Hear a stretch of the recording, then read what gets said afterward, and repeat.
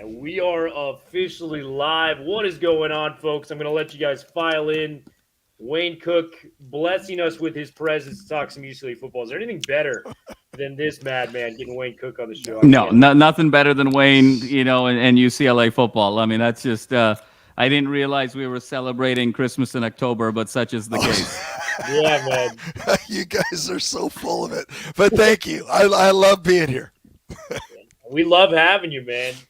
This is going to be a lot of fun. I got to start with our initial sponsor for tonight, BetOnline. BetOnline is the world's most trusted betting platform and your number one source for everything football. BetOnline is every stat, every matchup, and even live odds and spreads to bet on during the games. Think you know your stuff. Get in on our $200,000 mega contest and pick 5 games against the spread every single week for your chance at weekly prizes and a share of $200K. When the game's over, head on over to our online casino and get in on a game of blackjack or poker. Unwind with one of our over 150 slot games that we have in the casino.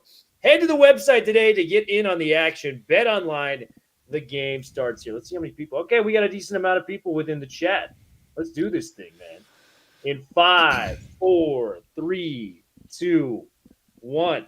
What is up, and welcome to the latest edition of the Bruin Bible.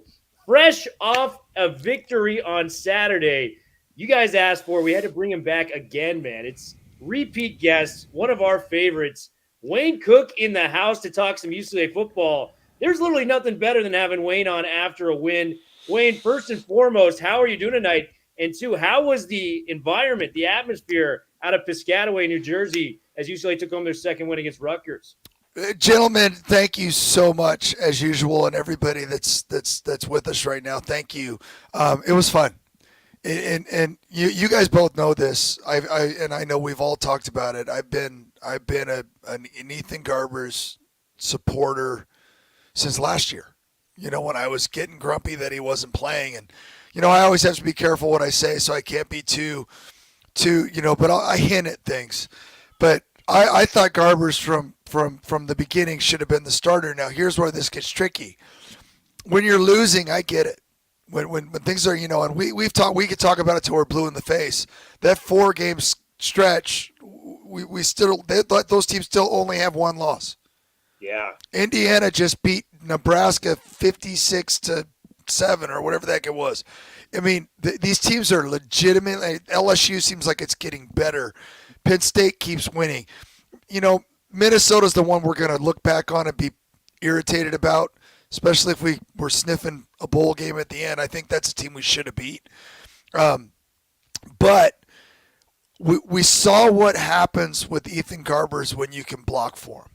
Oh, yeah. We still didn't run the way we wanted to, but you guys have to think about this too. Even against Minnesota, I know there was some interceptions and turnovers always cost you. They always do, whether they're his fault or not. But even in that game, he was pushing 300 yards. Like he's throwing the ball when he gets time. I'm telling you, he's so good. He's like literally an elite type quarterback. And then he's not athletic. Well, are you watching? He's our best running back. He has, and that's not a knock on the running backs, because our running backs, and let's give them credit, were great out of the backfield. We're struggling with run blocking, and we'll get to that later. But I enjoyed, and this is the first game also that I went, man, I think our offense outplayed our defense today. Yeah. Which scares me a little bit going forward. I'm sure Akaika Malloy is going to figure out what's wrong on defense. But I was so happy for Ethan Garbers. I got to interview him on the field after the game, right after he did TV. And it was just the way he was interacting with his teammates. And this is a compliment to Deshaun Foster, too, and his coaching staff. None of these kids gave up. They played the most brutal stretch of football in the country. We're up there with the toughest schedule so far as there is. And they just kept fighting. And we kept talking about, every time I'm on with you guys, we talk about how they're showing signs of putting it together. And then we saw this offensive explosion. And now I think we can build on that and keep building. If we can protect Garbers and he could spread the ball. I mean, J-Mike didn't have a catch, you guys. I know. And 3 running backs had touchdowns out of the backfield. We had Keegan very involved. We got him the ball in space. Matavau was amazing. I still wish Logan Loya was on the field more, but every time he gets on the field, he makes plays. He had another touchdown. So it's just the weapons we had talked about are there. It's just getting the line to figure it out. And I heard Deshaun, you guys, on Big Ten Network today, and he talked about how this is 3 straight games we've had the same offensive line. And that matters. So there's some really good things. They still had to figure out a way not to screw it up at the end, which when you're losing, it's hard to break that trend. And they tried to find ways to mess it up a little bit. But they fought on the other side of the country on the road against a 4-2 team at the time. And yay to UCLA and just proud of them, all of the kids. The locker room was so fun, you guys. It was so fun. I was like, oh my gosh, I missed it. Like, because when you're losing, it's so hard to be in there. And after the win, it was so fun. Man, yeah, 35-32, UCLA came away with the victory. And I want to key in on Garber's performance, man, because you were a former Signal caller. You know what it is like to bounce back after a rough stretch within your career. 32 of 38, 383 yards through the air, 4 touchdowns. Madman always mentions, like, Garbers is at his best when he peppers the football around to a lot of different people. Keegan Jones had himself a day who we're going to get to on this. And then you mentioned, the 49-yard touchdown run. He had the second longest run from a UCLA quarterback in the last 10 years, Wayne. This, for me, and I know it's not a bowl game. I know it's not necessarily a rivalry game. This, to me, at least in the last 5 years of covering UCLA football since I've been here, that's on the short list of best performances I've seen from a quarterback playing this game. Wayne, we talked about the offensive line. What made Ethan Garbers so good on Saturday, in your opinion, as someone that's been a quarterback? And 2, what are some of the hallmark UCLA quarterback performances you've seen since you've been, on campus yourself and you've been a sideline reporter for over 25, 26 years? Well, when you yeah, I know. I got all the gray hair to show it too. It's funny. You talked about losing streaks for one thing. One of the best games I ever played was against Arizona State. After we had lost a bunch of games in 1994, we absolutely went off, and it's fun when you struggle to prove to people that, hey, I'm still good. If people around me do their job, and Ethan needs that too, I could still play. Even when people start losing hope and wanting other people to play, Garbage just kept fighting, and he's showing, like, when you give him, remember even going way back to the first game, the second half of Hawaii, we're like, okay, that's the guy. And he's had moments, and we still can't run the ball. We still can't run the ball, and that's something that we're still trying to fix. But he's just so good with his feet and going through progressions. The Keegan Jones was not his intended receiver. That was his last resort. And he got through all of his progressions that threw it to him on the outside. And we got to see Keegan Jones' speed, which I love watching people. And he did it like 3 times in this game where they tried to take an angle on him. And he's like, nope, where'd he go? He's gone. He's just that fast. And so it's the way he gets through his reads. I watch way too many quarterbacks that get praise because they play on amazing offenses and the coaches call plays and they have a all-American receiver that it's a 1 or 2 read play and they're like, oh, look how great he is. And I'm watching going, I'm telling you, this is going to eventually catch up with this young man when he gets to the pros because you can't do that in the pros. And so when I see Garbs, he's not a 1-read guy. He's a guy that can literally go through his progressions. If you don't think he has arm talent, I can't help you. Because I don't know what you're looking at. Like when I hear people go, well, his arm's not that strong. I'm like, according to who?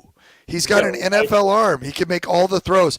He threw some of my favorite passes, you guys, in the game were the seam routes, which is something that Matt Stevens and I have been calling for a while. By the way, Eric Bieniemy probably called his best game too. And we tried to run. We went deep early, even though we missed it to J. Mike. There's a lot of good things. But the seam route to Keegan, touch, hit him right in stride. Matavau, same thing, hit him right in stride. So we were spreading it around, but we were also, it wasn't just dink and dunk. It was kind of like we took the Justin Martin Penn State game plan and expanded it, right? We added more to it. And so, man, it was a pleasure to watch. We did skate. I don't know about you guys, But at the beginning of the first half, I'm sitting there in beautiful, Rutgers, what's it called? Stadium, SHI. I'm there for the first time. I'm looking around, and it's beautiful weather, and I'm sitting there at the beginning of the third quarter. I'm going, oh no. What are we doing at halftime? I don't go in at halftime, right? I wait for the coach, and I'm on the field, and I interview him, and he comes out. But I'm like, what are these guys doing in there? And then they figured it out. And by the end of the third quarter, I actually think this is going to be a turning point for them. At the end of the third quarter, their second part of the third quarter, they get the touchdown. That was the Keegan play. And I'm like, okay, we did this. We're kind of breaking this second half curse. And we went out and we did some stuff, and then we fought and we got the big lead, and then we could talk about the end later, but like we did. We were up by like 16, right? Yep. So that was real exciting. But this is a funny moment. I'm in the locker room and I'm interviewing Coach Foster, and I said something about with 12 or so minutes left. Said one or two of your guys, Coach, were waving at the crowd when the Rutgers fans were leaving, like bye. And I immediately, because I've been doing this for too long. And my first reaction was I watched us come back, UCLA, two of the biggest comebacks ever, against Washington State and Texas A&M. Two of the three biggest comebacks, at least at the time, of like all time. I was on the field for those. So I'm like, no game is over. I've watched college football. I'm almost looking at kids sometimes like, do you even watch college football? Because I don't know if they do. I'm like, there's 12 minutes left. And you're up by 16. So I told him about it after the game, and I wasn't really paying attention to who it was. It was not a starter. And he looks at me when we're off air, and he looked at me and goes, who was it? And I go, Coach, I swear I'd tell you if I knew, but I didn't pay attention. But those are the types of things that Coach Foster and the staff, I'm pretty sure they're going to talk about that, because you can't relax ever. You can't go in at halftime. Like, remember we talked about this at LSU? Going in at halftime, man, we celebrated like we won the game. And we came out and got our butts kicked in the second half. So this is something that teams have to learn. You got to play 4 quarters. Sean's talked about it a million times. And we did. We kept fighting all the way to the end, and we got a victory on the road, and it was awesome. No, that's, it's great to hear, Wayne. And, one of the things, we always love having you on the show so much, but one of the reasons why I was particularly excited about this conversation tonight is I think you're uniquely qualified to assess this team. And the reason I say that is, as a Bruin historian, I think the parallels between the 94 team that you were on and this team, it almost feels like mirror images of one another. When we go back to 94, I think that team started 2-0. You guys had that big win against Tennessee, and then it was sort of 6 straight losses, but very similar schedule, right? I mean, it was sort of at Nebraska when they were number 2. Both Washington schools that year were top 25. Arizona was top 15. So it was 4, very good teams over a 6-game stretch, sort of went the other way. And then, there was sort of this revival at the end of the season. And I know you went bonkers, and then, you became the first quarterback in 35 years to beat SC, a starting quarterback back-to-back years, and really swung that season completely. And so, Wayne, I want to ask you sort of what I saw, but then I wanted to kind of see what you saw and what you think you're going to see moving forward, given that sort of unique insight. I mean, I saw a 1-5 team, Wayne, that changed their strategy completely offensively. The 383 yards for Garbers, 281 of them were to backs and tight ends. And then, we saw TMA and Loya. So everything was sort of quick in terms of decision-making. The ball was out quick. Obviously, Ethan processed information very, very quickly, but the ball was out very quick. And so it wasn't these long 5-step, 7-step drops going deep. And so I think that really put Rutgers on their heels. Number 2, Wayne, I saw a different, sort of desire for the big moments, right? There was that huge conversation in that Minnesota game late in the fourth quarter, that 4th and 1 on our 15. Do we go for it? Do we punt it? We choose to punt it. Minnesota obviously drives and wins the game.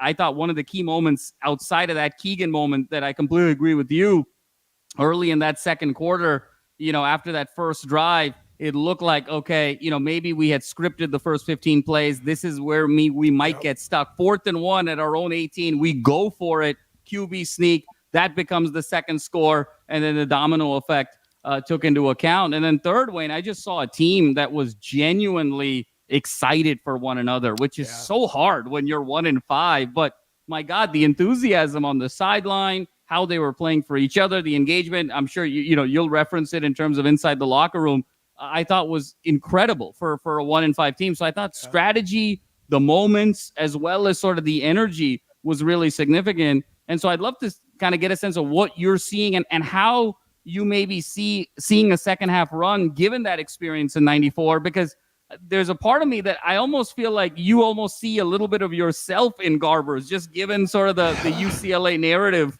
of both of your careers. And so just how are you thinking now about this second half with all of that perspective? Yeah, that's well said.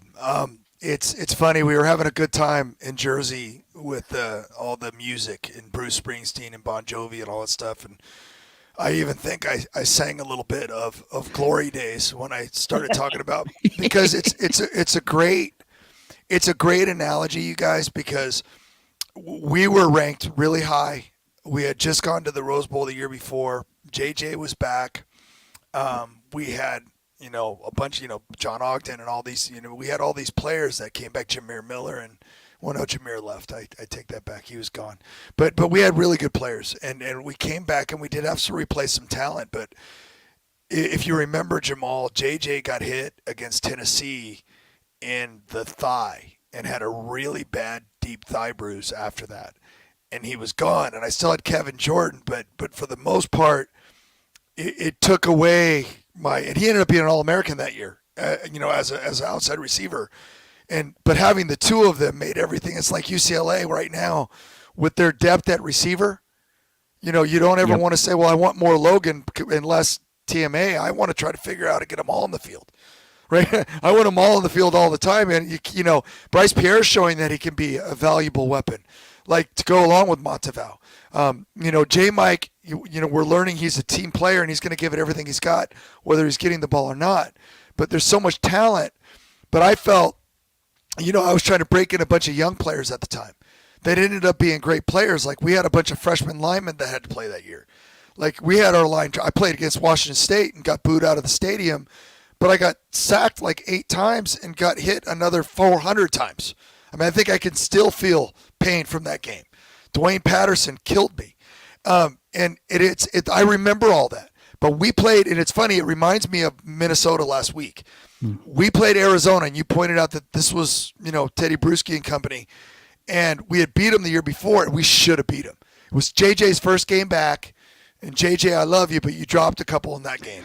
He was rusty. One of them was a touchdown. And we lost, but we were like, okay, wait, that's a really good team. We can play with these guys. And then we beat Stanford in a close game. We had the biggest offensive game in the history of UCLA football against Arizona State. And then, we ended up whooping SC, who had a chance to go to the Rose Bowl if Oregon would have lost. And it was just a great end of the season. We ended up 5-6. Most people look back at that and go, but we're the best 5-6 team I'd ever been around. I mean, we were awesome at the end of the year. So this team, to make the parallels, you gotta, when you got a quarterback that's a senior and you got the talent around him, if you can block, and I guess we need to talk about the pass defense a little bit later because that's scaring me. But the idea is that this offense has had the talent all along. We're just, and I still do think we need a run game. I think we got to figure out a way. And if that's Garbers doing zone reads and keeping it and running for 50, 60 yards a game, I'm okay with that. And I think Garbs is probably okay with that too. But I just think this team, and I love what you said, there's still nobody's pointing fingers. Even the guys, and I'm watching this on the sidelines, even the guys that maybe aren't playing anymore or aren't playing as much as they want, there's no whining, there's no pouting, there's no guys kind of doing their own thing. They're all locked in on winning football games. So we have to give credit to the staff because they've been telling me this all year. They're like, there's no quitting these guys. They just keep coming out and they keep working hard in practice, and they want to win so bad. The locker room was so amazing. Everybody, and no one wants to talk about themselves. They just want to talk about everybody else. They're all happy for each other. So how do you take that and take the next step? You got to think about the mistakes you made. You got to think about the penalty at the end that could have been costly. Even though the turnover by Garbers was like, oh my God, that was the most unlucky thing in the world. He's trying to hold on to the ball and he just loses it. But that play mattered. That mattered in this game. Like a lot of little things mattered and this game got close. So you learn from those things. You got to shore up that pass defense because you're playing Dylan Raiola. You still got Miller Moss out there. You got Will Rogers out there. You know what I mean? You got some quarterbacks that can do some stuff on the future schedule. So we got to figure out a way to be a little bit better. 119th in pass defense is not where you want to be if you want to win football games. But, and I know you guys agree with me here, every one of the games on the rest of our schedule is winnable. Yeah, I know, man. We got the schedule right here, and it's fun to look at. Nebraska, who just got absolutely destroyed last week.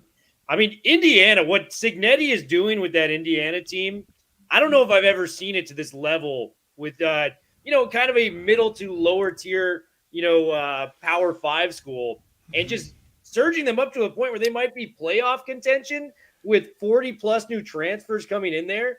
Cignetti is doing one of the best coaching jobs I've ever seen in the history of the sport right now. Will, it's the possibility in this era if you could poach the right coach. Because remember, JMU had a couple of really good years. Yep. And we remember, then they brought 13 players.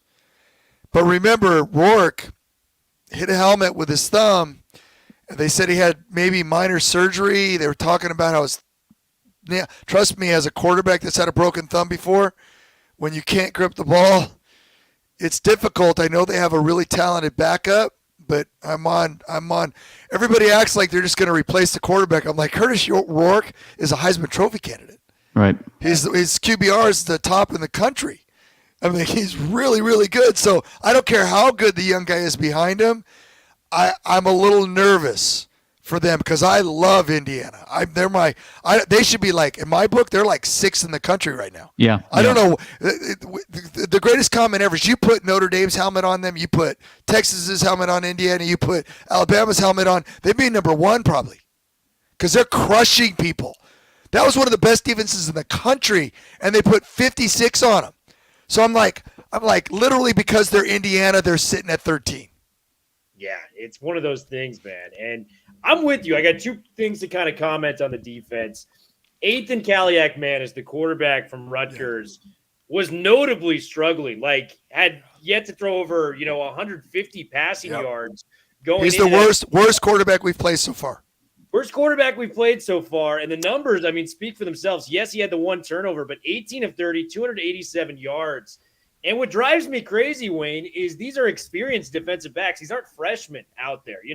We've had Jalen and we've had Devin for 3 years starting. Like, this should not be happening. I'm a full believer in Cody Whitfield after what he did last year, Pac-12 secondary coach of the year. It just looked like undisciplined, and I know it was an early start time for them and a lot of different factors. You're going to the East Coast, but they just did not look prepared out there. A lot of penalties. The secondary's got to get better. But the guy I want to talk about, Wayne, Carson Schwessinger. My goodness. Number 2 in the Big Ten in tackles right now. Number 1 by over double-digit tackles in solo tackles. Leading the conference at 45 solo tackles.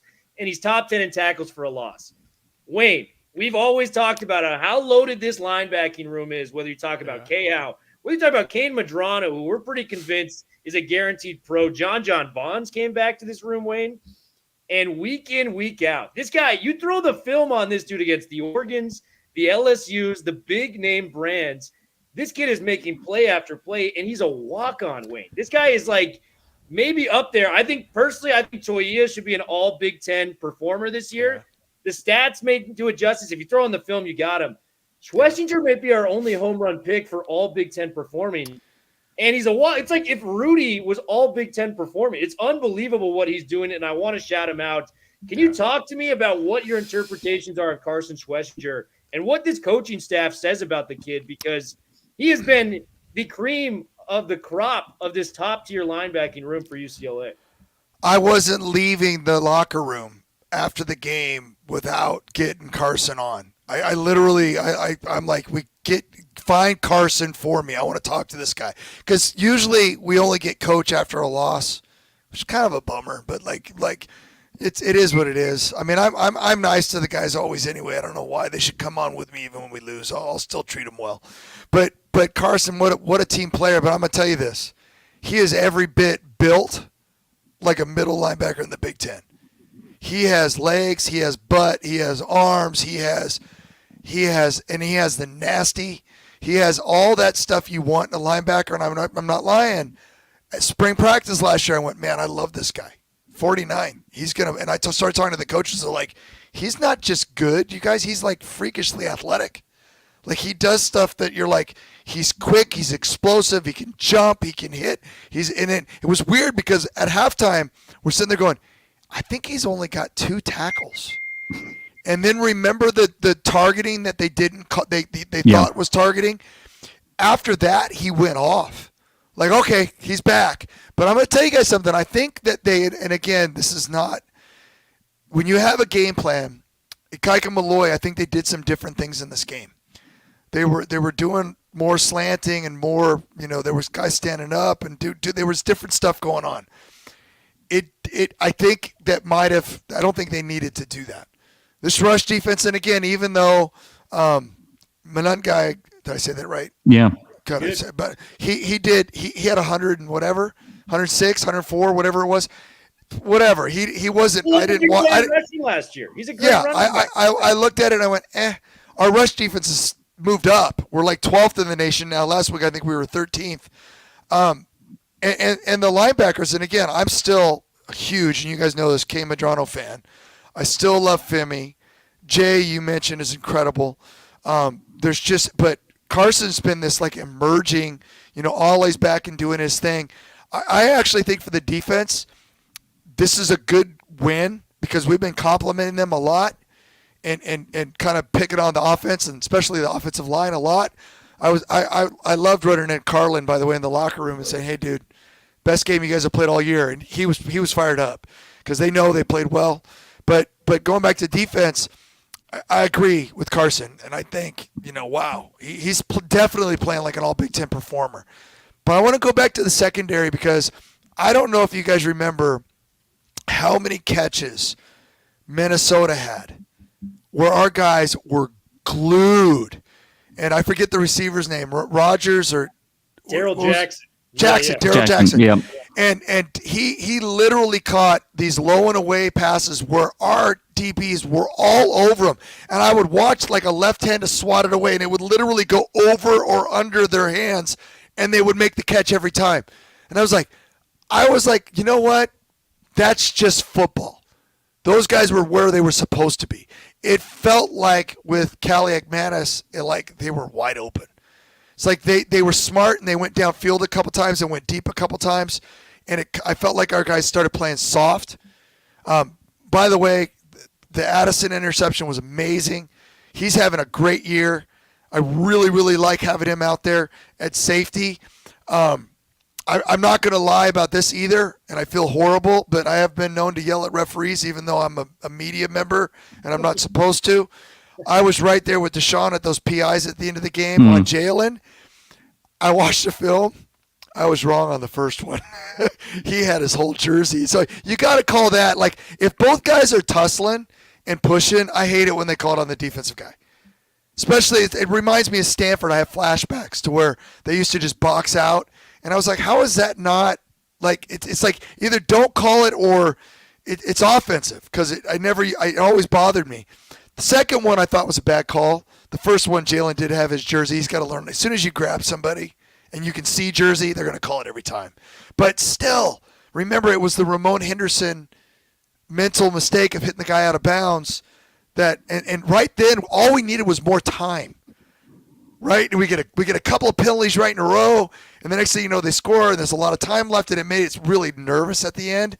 But the secondary, in general, the pass defense, we've got to find a way to get better. We really do. The pass rush has improved. It's improved. Not as good as it. I don't think it was as good in this game, but it's improved. But the secondary, we've got to get a little bit better, or else we're in trouble. Yeah, Wayne. I mean, it's such a great point, and one of the things that Will and I had talked about earlier in the week is that for obviously so many positives to take from, and I think we're going to build and grow. We were also a bit of a beneficiary of some, I think, questionable game management by Schiano. I think in terms of he sort of went for two early in the third there and was kind of chasing points unnecessarily. Like if he doesn't go for two there and then just kind of kicks the 2 extra points and doesn't kind of call that timeout with 55 seconds to go in the first half when we were kind of okay being up 14-10 and it kind of gave us an extra possession, at the end of that game, we're not a possession up. They're probably going for two for the tie at that moment, and so I obviously kudos to us for taking advantage of the opportunity. You have to be opportunistic, but I think we were also aided a bit with the game management. Wayne, what do you think we need to do defensively to kind of tighten some things up? Because it just feels like with the secondary, they're sort of losing one-on-one battles in contested ways, and then they're also kind of they're either going to play press coverage and sort of lose the battle one-on-one, and then sometimes they're kind of given a lot of cushion as well. I think Ian Strong and Daimir Miller of Rutgers certainly had their share of open receptions, but they also kind of won, their share of one-on-one battles as well. And then what do you think? I think Schlesinger has been the MVP of this team outside of Garbers, frankly, moving forward. But I've got an interesting perspective and want to sort of get your thoughts. I almost think it needs to sort of go the other way. I think the defense is going to play better the fewer tackles Schlesinger has. I get a little bit worried in these 12 to 14, 15 tackles. When your middle linebacker has that many tackles consistently in the game, that means you're not really kind of controlling any level of the defense. I'd love to sort of force some of these teams to be more sort of horizontal rather than so north and south. And so sort of given that, as well as what you're seeing from the secondary, what do you think Kaika Malloy needs to do to kind of tighten some things up? Particularly, I think against Iowa, we're going to be fine. It's going to be kind of more of a Minnesota game. As long as we've got a great defensive front seven game, it'll be great. But against Raiola and Rogers and Miller Moss in particular, we're going to need to be tighter on the back end. What are you seeing defensively? And what tweaks would you like to see? Well, I think that Kaika Malloy knows that Femi and Kane are thoroughbreds, and we're seeing them not doing what they did last year. They're not just sitting in the middle. You're even seeing Kane. Kane comes off the edge a lot now too. So it's taking Kane, who when he could run around and use his speed in the middle of the field, which is what Carson's doing more now. He's getting a lot of tackles, and I've said this forever. When Jay's in front of you, and let's give Kafusi and Tapaki and all these guys credit for filling in that other spot because they're doing a heck of a job too. The middle linebackers are going to benefit when you have good defensive line play. I would much rather have Carson making all these tackles than our safeties. I always get nervous when safeties are leading the team in tackles because you don't want them to get to that level. And we've had that in years past. We have, I know. And so, like, for me, we've had to take our, and again, I'm not insulting anybody, but Jay and Kane and Femi, they've got to kind of, we've had to, Jay's been doing what he always does, but he occupies a lot. So his stats are going to show, like, I think Will pointed that out earlier. But I'm watching, you watch how much Kane moves around. He's all over the place. And so they're trying everything they can because remember how bad our pass rush was. Right. We've gotten better. We've gotten better, especially since Femi moved to the outside.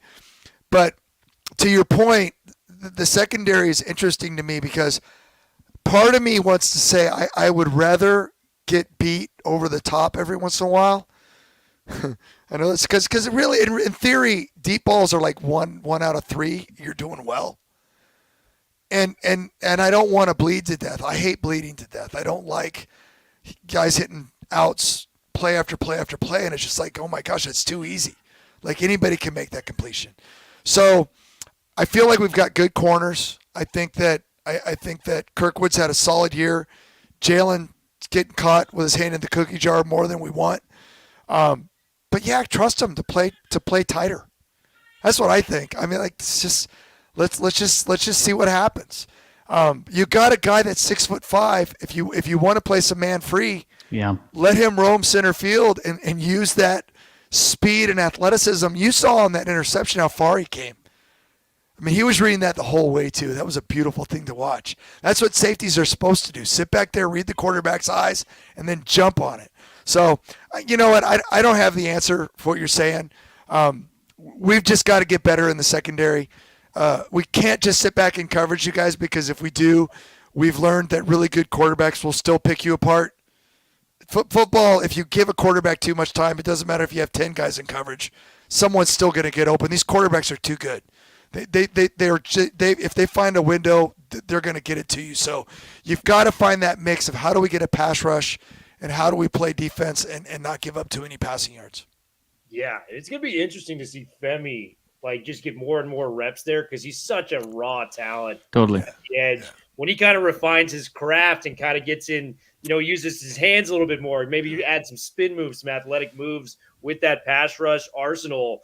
Sky's the limit for Femi. And Yep. Wayne, we just want to thank you so much for coming on.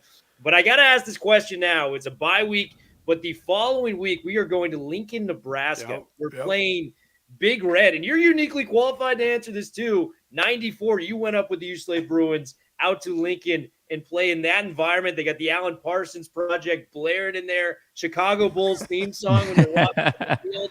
This is a place where that bleeds college football, man. So, hey, hold on. I shared this with some people. Can you see that? I shared with some people. That was me in Lincoln. And there's another one right after. I think this thing ended up in Sports Illustrated where I'm on the ground. My buddies were like, isn't that targeting? I'm like, they could kill us back then and it was okay. Yeah. Targeting, man. Yeah, they didn't even know what that was till a couple years ago, man. So hey, Nebraska is legit. It is a absolute football. It's just one of those places. And believe it or not, I mean, it feels like we're going to a lot of them this year. Being at Penn State, being at LSU, going to Lincoln. We're going to go to Seattle later this year. I mean, those are all stadiums that are up there, top 10 in the country of places to go. Nebraska fans are amazing. It's just an incredible. And now those teams, that team, by the way, that did that, they finished number 1 in the nation. Yeah. This Nebraska team's not that, but they do have a defense. But here's the deal, guys, and I know we're a week away from this.